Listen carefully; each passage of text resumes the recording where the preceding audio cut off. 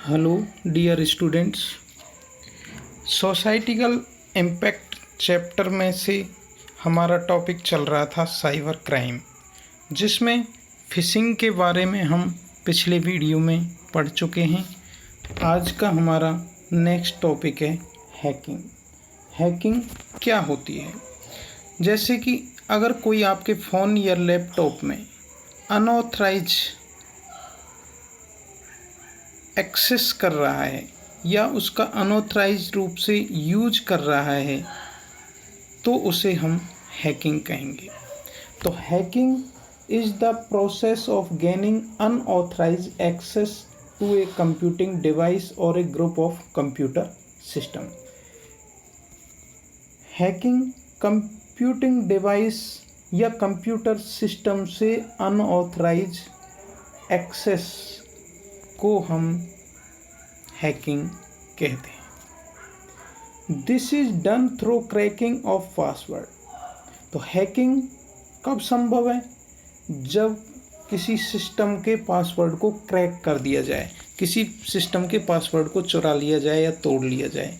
And codes which give access to the system, और फिर password को क्रैक करके उसका कोड्स को चुरा करके और हैकिंग को अंजाम दिया जाता है। उस सिस्टम को हैक करके और उसकी फाइल वगैरह को यूज़ कर लिया जाता है।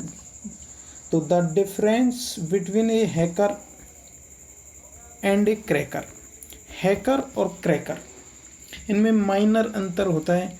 क्रैकर तो सिर्फ कंप्यूटर सिक्योरिटी के जो पासवर्ड रहते हैं उनको चुरा करके या उनको किसी भी तरीके से प्राप्त करके और उनको तोड़ देता है, जबकि हैकर पूरे कंप्यूटर सिस्टम को हैक करने में या उसको यूज करने के लिए बहुत ब्रॉड एरिया में काम करता है। और सर्च या डिस्कवर करना, किसी भी कंप्यूटर सिस्टम के पासवर्ड को सर्च करना है या डिस्कवर हम कहें करना है, तो वो काम हैकर करता है।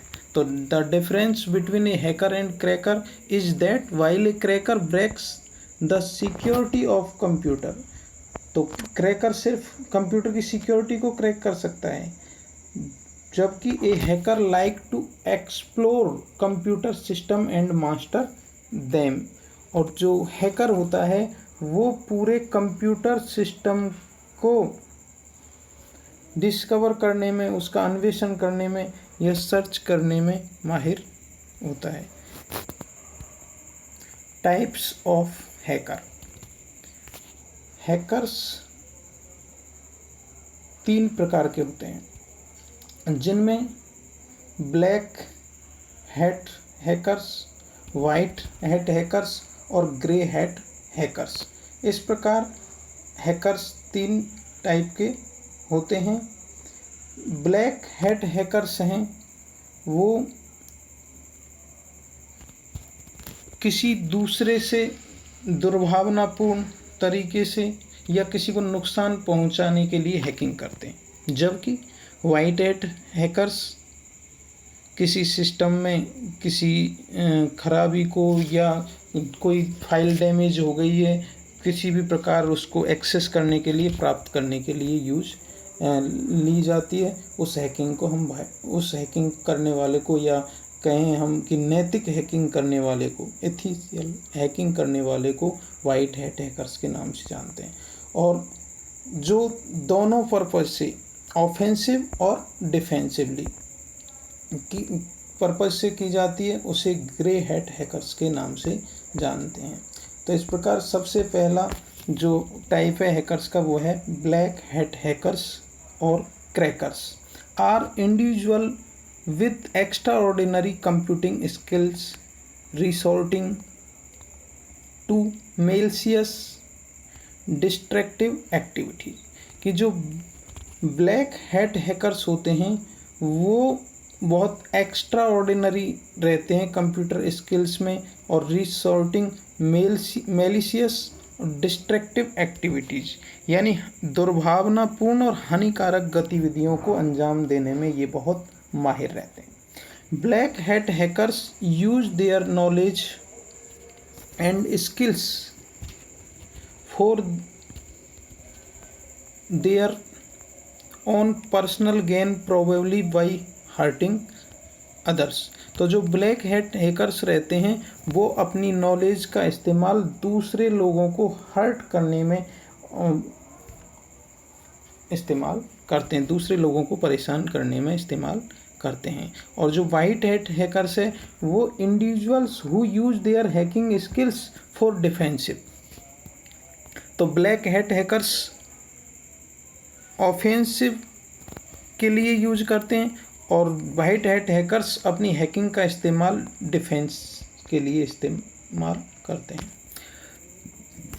This means that white hat hackers use their knowledge and skills for the common good. Ethical hacking, ethical hacking मतलब नैतिक हैकिंग, जो कि एक अच्छे उद्देश्य से की जाती है।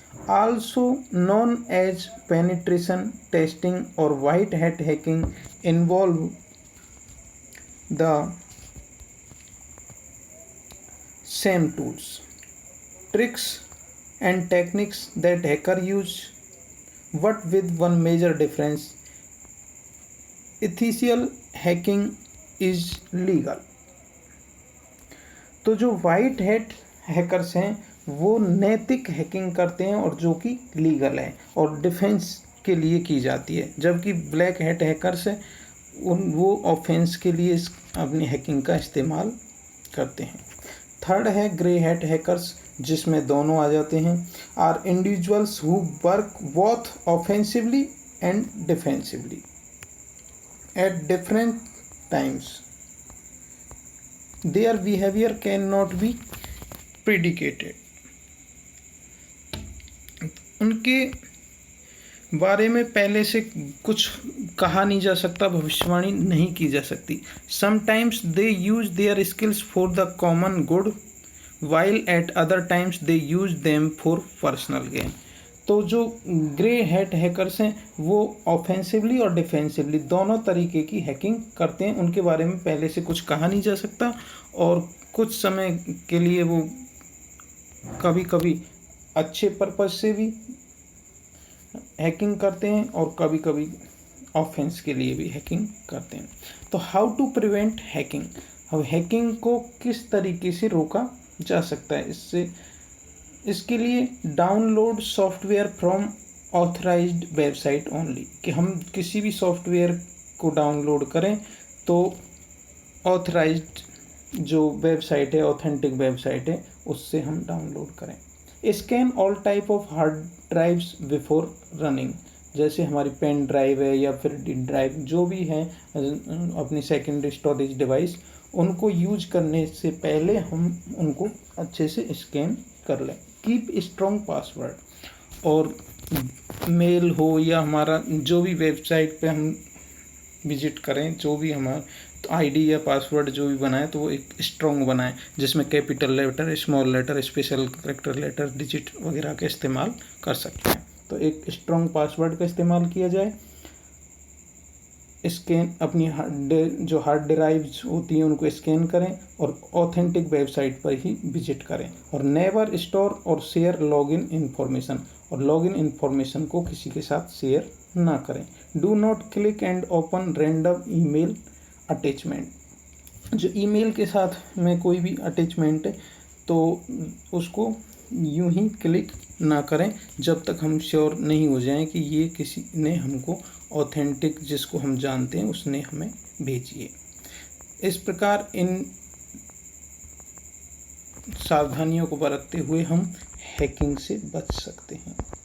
नेक्स्ट साइबर क्राइम में वो है साइबर बुलिंग।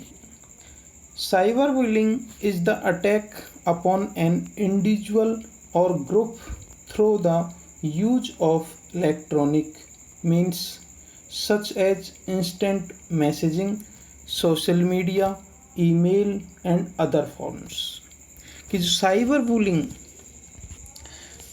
साइबर बुलिंग का मतलब है कि आपको धमकाना इलेक्ट्रॉनिक मीडियम के द्वारा, जैसे सोशल मीडिया पे या फिर मैसेज करके या ईमेल करके या अदर आपके इंटरनेट के जो सोर्स हैं, ऑनलाइन कम्युनिकेशन के सोर्स हैं, उनके द्वारा किसी तरीके से आपको धमकाना साइबर बुलिंग कहलाता है।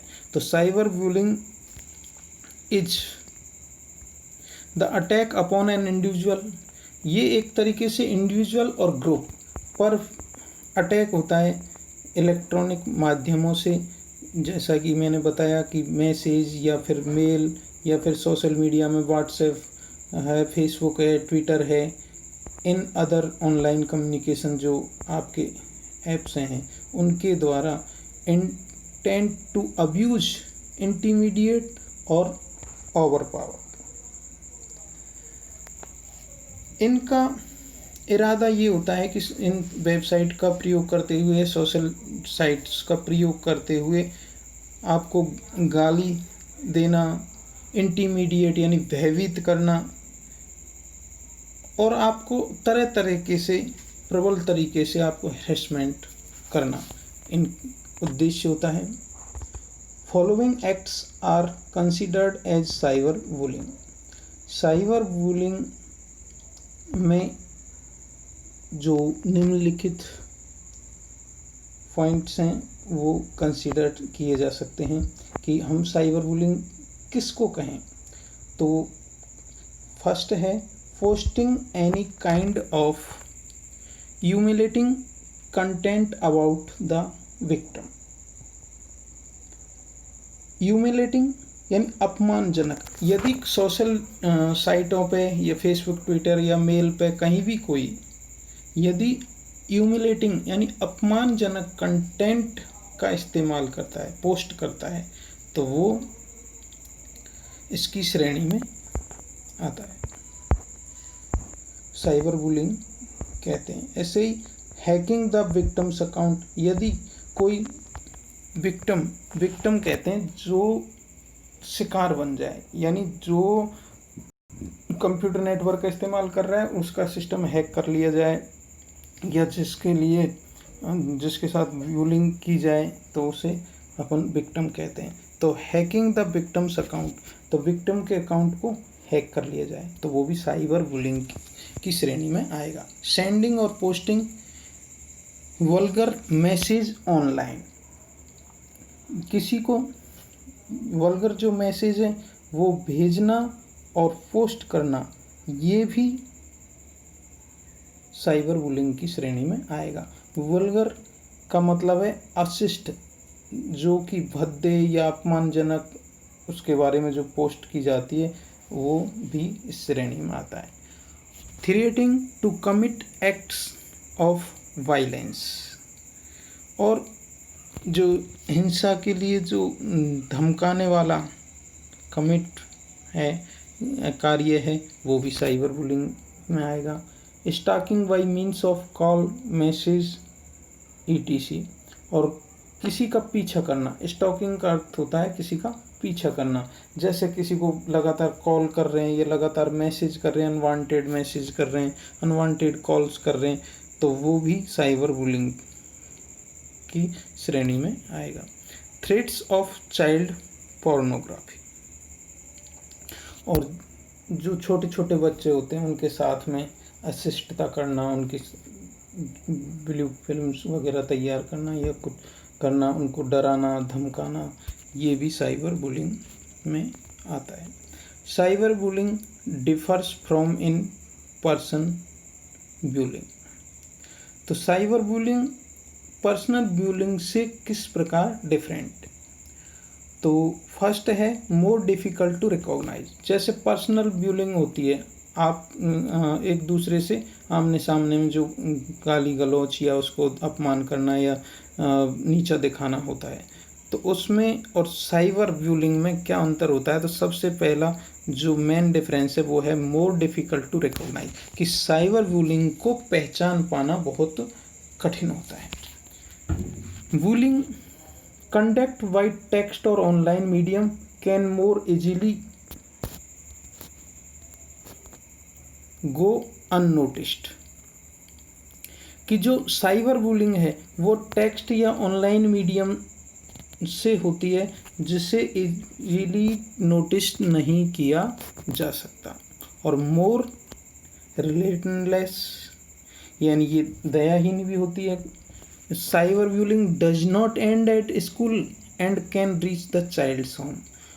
इसका जो फील्ड है वो बहुत बड़ा होता है, क्योंकि आप जानते हैं कि इंटरनेट का जो क्षेत्र है वो भी बहुत बड़ा है। तो साइबर बुलिंग भी ऐसा नहीं है कि वो स्कूल तक ही हो, वो अपने घर तक भी, बच्चों के घर तक भी पहुंच जाती है। और मोर एंड रनिंग अर्थ है स्थाई, स्टेबल। मोर स्टेबल या more and running, it leaves A paper trail that can follow both the bully and the victim for years. ये स्थायी होती है क्योंकि अपने पीछे पेपर ट्रेल ये छोड़ देती है। जैसा कि हमने पहले पढ़ चुके हैं इसके बारे में कि भाई कुकीज़ के माध्यम से या अन्य मीडियम के द्वारा जो पहले जो ऑनलाइन वर्क किया गया है उसको एक्सेस किया जा सकता है। तो इस प्रकार it leaves A paper trail, ये पेपर ट्रेल भी छोड़ देती है जिससे बुली और विक्टिम दोनों के बारे में जो साइबर क्राइम हुआ है या साइबर बुलिंग हुई है वो स्थायी रह जाती है। तो different type of cyber bullying के टाइप कौन कौन से हैं? तो the various form of cyber bullying are explain as doxing. First है डॉक्सिंग। डॉक्सिंग क्या है? Publishing revealing personal information about an individual online for the purpose of defaming, humiliating or harassing the victim. Doxing का मतलब है कि किसी की personal information को, इंडिविजुअल इंफॉर्मेशन को ऑनलाइन कर देना जिसका उद्देश्य हो बदनाम करना, उसे बदनाम करना, उसका अपमान करना, डिफामिंग यानी बदनाम करना, ह्यूमिलेटिंग यानी उसका अपमान करना, हैरेसमेंट यानी उसके साथ छेड़छाड़ करना, उसे परेशान करना। तो जो डॉक्सिंग है वो है किसी की पर्सनल इंफॉर्मेशन को ऑनलाइन कर देना जो कि ऐसी हो जिसका रिवीलिंग यानी खुलासा कर देना, कोई उसका छुपा हुआ रहस्य हो, उस पर्सनल इंफॉर्मेशन को सबके सामने प्रदर्शित कर देना जिसका उद्देश्य ये है कि उसे बदनाम करना, अपमान करना, उसके साथ उसको परेशान करना है। तो वो कहलाता है डॉक्सिंग। सेकंड है हैरेसमेंट। तो posting threatening hurtful or intimidate message online or sending them directly to someone with the intention of harming that person। किसी को धमकाना, पोस्टिंग थ्रेटनिंग यानी किसी के लिए धमकी भरी पोस्ट करना, उसे हर्टफुल, उसके लिए हानिकारक, और इंटीमीडिएट यानी भयभीत करने वाले मैसेज, उसे डराने वाले मैसेज करना, उसे परेशान करने वाले, डराने वाले, उसको धमकाने वाले जो मैसेज है वो ऑनलाइन करना, वो कहलाता है harassment. With the intention of harming that person, और उनका उद्देश्य भी, इंटेंशन भी उसे विक्टिम को या कहें हम किसी पर्सन को परेशान करना होता है। नेक्स्ट है इम्पर्सनेशन।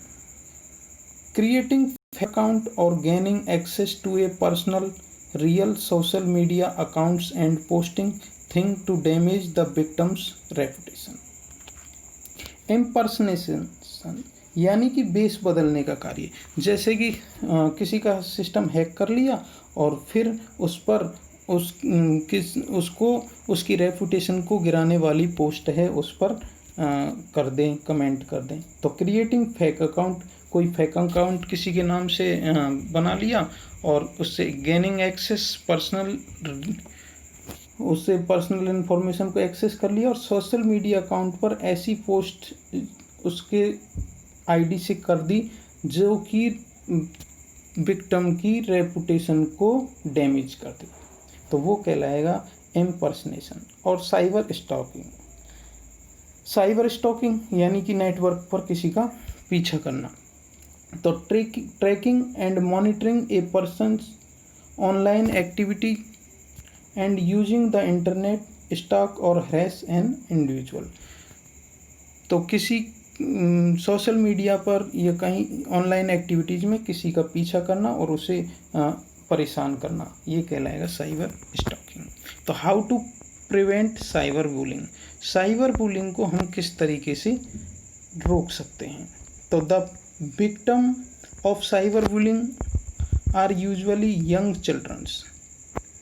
साइबर बुलिंग जो करते हैं उसमें मैक्सिमम युवा लड़के ही होते हैं। तो so parent must ensure proper vigilance and care towards their children who are hook to the internet. तो जो गार्जियंस है उनको अपने बच्चों पर अच्छे से ध्यान रखना चाहिए कि ऑनलाइन एक्टिविटीज़ करते समय वो किसी साइबर बुलिंग को अंजाम ना दें। तो be aware of child's online activities, तो हमें बच्चों की जो ऑनलाइन एक्टिविटीज़ है उसके बारे में अवेयर रहना चाहिए। और watch for following science of cyber bullying in children, हमें बच्चों में जो साइबर बुलिंग के जो लक्षण दिखाई दें उन पर गौर करना चाहिए, तो उनका ध्यान रखना चाहिए। जैसे कि refusal to allow to see what they are doing online, जैसे बच्चे ये मना करें कि मैं क्या ऑनलाइन क्या कर रहा हूँ, इसे आप मत देखिए, तो निश्चित रूप से वो कहीं ना कहीं कुछ गलत कर रहा है। तो refusal to discuss what they are doing online, और वो इस पर डिस्कस करने से मना करे कि वो ऑनलाइन क्या देख रहा है, क्या पढ़ रहा है, तो भी हम समझ सकते हैं कि वो साइबर बुलिंग को अंजाम दे सकता है। सडन अनएक्सप्लेन्ड इंक्रीज और डिक्रीज इन ऑनलाइन एक्टिविटी, या फिर हम देखते हैं कि अचानक से उसकी ऑनलाइन एक्टिविटीज या तो बढ़ जाए या घट जाए, तो भी साइबर बुलिंग के लक्षण से वो दिखाई देते हैं।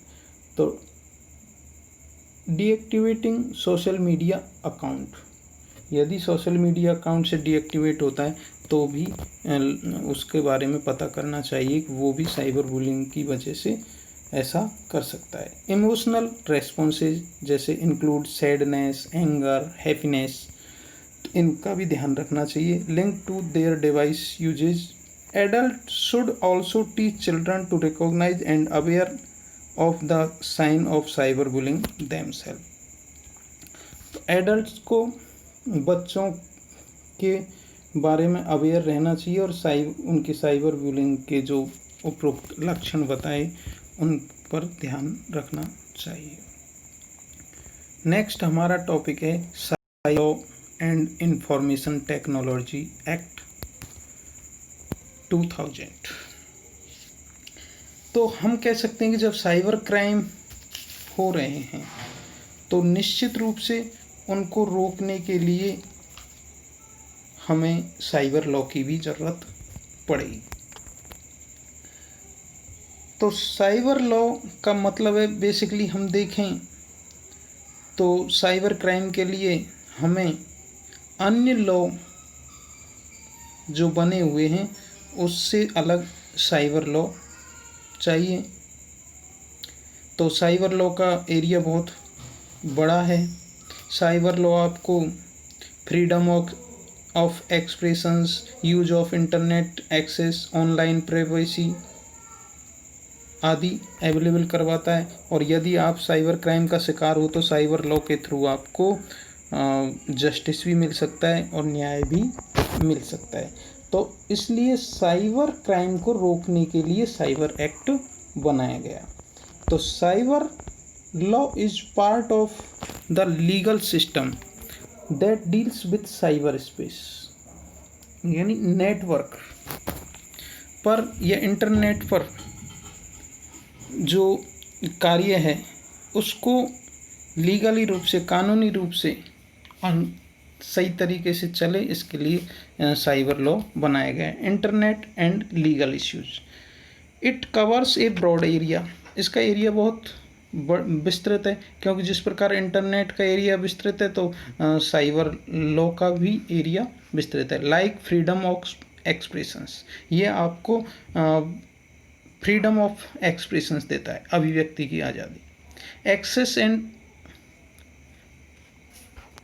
यूटिलाइजेशन ऑफ इंटरनेट, आपको इंटरनेट को एक्सेस करने का और उपयोग करने का भी अवसर प्रदान करता है। एंड ऑनलाइन सिक्योरिटी और ऑनलाइन प्राइवेसी, आपकी ऑनलाइन सिक्योरिटी और प्राइवेसी को भी ये एक्ट सुरक्षित रखता है। It is commonly known as the law of the web, इसे सामान्य तौर पर वेबसाइट का कानून कहते हैं। तो what is the importance of cyber law, cyber law का क्या इम्पोर्टेंस है?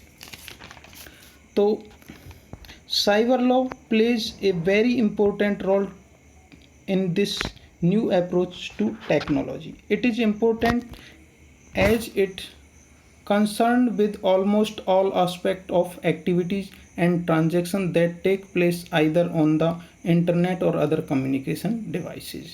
तो जो साइबर लॉ है वो कम्युनिकेशन डिवाइसेज या इंटरनेट पर किए जाने वाले ट्रांजैक्शन और जो भी कार्य हैं, कम्युनिकेशन है, तो उनकी बहुत सारी चिंताओं को दूर कर देता है। What whether we are aware of if it or not, each action and each reaction in cyberspace has some legal and cyber legal views। Information technology act कब बना? 2000 में। तो इससे पहले जब कभी इंटरनेट पर कोई अपराध को अंजाम दे देता था तो फिर उसको कोई सज़ा नहीं होती थी, इसलिए इसकी ज़रूरत पड़ी। तो cyber law cyber crime electronic commerce में डील करता है। इससे पहले क्या होता था कि इंटरनेट पे कोई क्राइम करता था तो उसे कोई सज़ा या पनिशमेंट नहीं होती थी। तब इंडियन में आईटी एक्ट 2000 आया। इससे आगे जो कोई क्राइम को अंजाम देगा तो उसे सज़ा मिल सकेगी। पहले कंपनी क्या करती थी, इंडिविजुअल डाटा रखती थी, और अब सारे डाटा हैं वो गवर्नमेंट के पास जाते हैं। तो आइए देखते हैं कि इंफॉर्मेशन टेक्नोलॉजी एक्ट 2000 क्या है, इसमें क्या क्या प्रावधान है। तो the information technology act 2000 also known ITA 2000 और IT एक्ट, इसे IT एक्ट के नाम से भी जानते हैं, is an act of the Indian parliamentary number 21 of 2000, notified 17 अक्टूबर 2000, 17 अक्टूबर 2000 को इसे नोटिफाइड किया गया। It is the primary law in India dealing with cyber crime and electronic commerce. तो जो इलेक्ट्रॉनिक मीडियम से जो व्यापार किया जाता है उसको भी, उसके संबंधित प्रावधान भी इसमें, और साइबर क्राइम को रोकने के भी प्रावधान इसमें। तो the original act contained 94 sections divided into 13 chapter and 4 schedule। तो इस एक्ट में 4 अनुसूची, 13 अध्याय और 94 सेक्शंस हैं। The law apply to the whole of India, ये साइबर जो क्राइम को रोकने के लिए और इलेक्ट्रॉनिक कॉमर्स के लिए जो IT एक्ट बनाया गया है पूरे इंडिया में लागू है, और दूसरे देशों के नागरिकों पर भी लागू है, लेकिन यदि वो जो ऑनलाइन एक्टिविटी है वो इंडिया के नेटवर्क के थ्रू हुई है। तो persons of other nationalities can also be indicated under the law if the crime involve a computer और नेटवर्क लोकेटेड इन इंडिया। यदि इंडिया के नेटवर्क के माध्यम से यदि कोई क्राइम हुआ है तो अदर जो नेशनलिटीज है उस पर भी ये कानून है वो अप्लाई होता है। तो एक्ट में अमेंडमेंट क्या किया? तो information technology act is a set of recent legal enactment, यानी लीगल कानूनों का ये एक सेट है। Currently existing in India which provide legal support to computer user against cyber crime. तो ये एक कानूनी प्रावधानों का एक समूह है आईटी एक्ट, जो कि साइबर क्राइम से आपको सुरक्षा प्रदान करता है और लीगल सपोर्ट प्रदान करता है। तो the cyber police work as detector और डिस्कवर साइबर क्राइम्स। जो साइबर पुलिस है वो साइबर क्राइम की खोज करनी और उसके तह तक पहुंचकर उसे दूर करने के लिए कार्य करती है। They have the authority in respect of all the offence committed under TITA, यानी द इंफॉर्मेशन टेक्नोलॉजी एक्ट 2000 उन्हें हर तरीके से अपराध को रोकने के लिए ऑथराइज करता है, ऑथोरिटी अवेलेबल करवाता है। सेंट्रल एक्ट नंबर 21 ऑफ 2000 और crime related to intellectual property right, तो IPR से संबंधित भी इसमें प्रावधान है। The cyber law in India and the provisionals for legal action and punishment have been explained in nutshell in figure 6.4। तो nutshell यानी संक्षिप्त में 6.4 आगे इसके बारे में बताया गया है कि साइबर लॉ के क्या क्या प्रावधान हैं और क्या क्या सज़ा हो सकती है। तो इसके बारे में संक्षेप में ये हैं, और एग्ज़ाम में भी इस तरीके के क्वेश्चन बनते हैं कि इस ऑफेंस से संबंधित IT एक्ट में कौन सा सेक्शन है। जैसे कि publishing image containing sexual act से रिलेटेड कौन सा सेक्शन है, तो 67A, जो कि सेक्सुअल एक्ट से रिलेटेड है। इसमें यदि कोई दोषी पाया जाता है तो उसे क्या सज़ा मिलती है, तो इम्प्रिजमेंट अप टू 7 ईयर्स, 7 साल तक कैद, या फिर fine up to 10 lakh, 10 lakh तक का जुर्माना, या फिर 7 साल तक की कैद। यदि कोई सेक्सुअल जो एक्ट्स है उनके इमेज को सोशल मीडिया पर या इंटरनेट के पर शेयर करता हुआ इस तरीके से ऑफेंस में लिप्त पाया जाए, तो धारा 67A के तहत उसको 7 साल की सज़ा या 10 लाख तक के जुर्माने का प्रावधान इसमें किया गया है। ऐसे 67B में पब्लिशिंग चाइल्ड पोर्न और प्रेडिटिंग चिल्ड्रंस ऑनलाइन। 67V जो सेक्शन है उसमें चाइल्ड पोर्न, जो पोर्नोग्राफी और चाइल्ड से संबंधित जो प्रावधान है वो सम्मिलित किए गए हैं। इसमें भी वही 10 लाख तक का जुर्माना और 5 साल तक की जेल या फिर दोनों का प्रावधान किया गया है। इसी प्रकार 67C में फेलियर टू मेंशन रिकॉर्ड्स को रखने में अपने असमर्थ होने पर, फेल होने पर 67C के तहत कार्रवाई की जा सकती है। उसमें 3 साल तक की जेल का प्रावधान है और 2 लाख तक जुर्माने का। ऐसे 68 में है refusal of failure to comply with orders. जैसे आपने किसी का कोई ऑर्डर सप्लाई करने का ऑर्डर ले लिया या ऑनलाइन उसको फिर बाद में मना कर रहे हो, फेलियर हो गया, या आपने उसके साथ किसी तरीके का फ्रॉड किया, तो उसमें भी उसको 7 साल तक की कैद और जो संभव हो वो फाइन का भी प्रावधान है।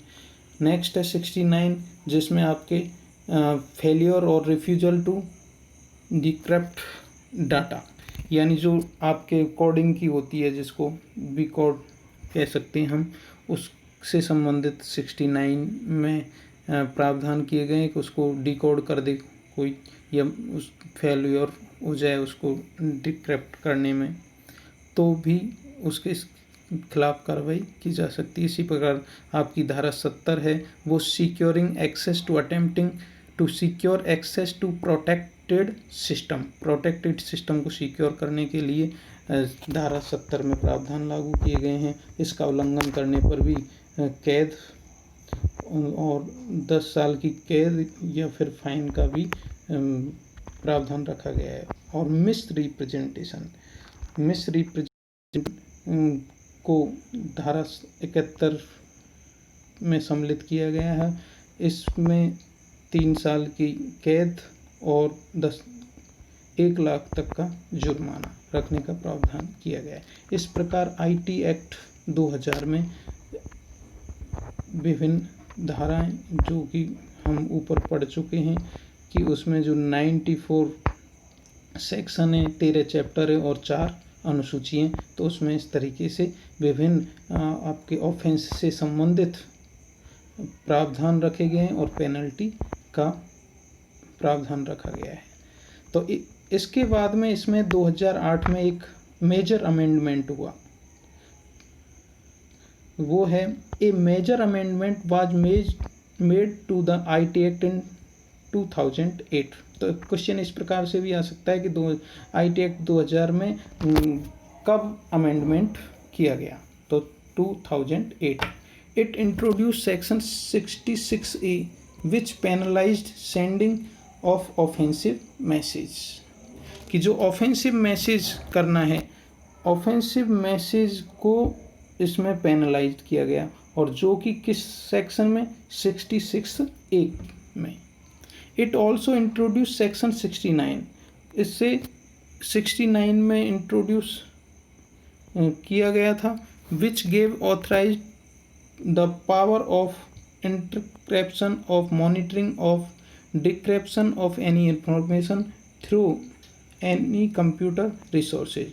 Amendments also content penalties for child pornography, और जो चाइल्ड पोर्नोग्राफी है, बच्चों से संबंधित जो भद्दी गंदी फिल्म बनाना है, किसी तरीके से उनके नग्न चित्र प्रदर्शित करना है, उसको साइबर टेररिज्म, साइबर जो आतंकवाद है, एंड व्यूरिज्म मतलब ताक झांक, किसी को ताक झांक, अच्छे बुरी निगाहों से देखना, ये व्यूरिज्म यानी कि किस ताक झांक करना, तो इसको भी इसमें शामिल किया गया। तो the act was passed in December 2008 and came into force in October 2009। तो इस अमेंडमेंट को 2008 में किया गया और इसे लागू किया गया अक्टूबर 2009 में।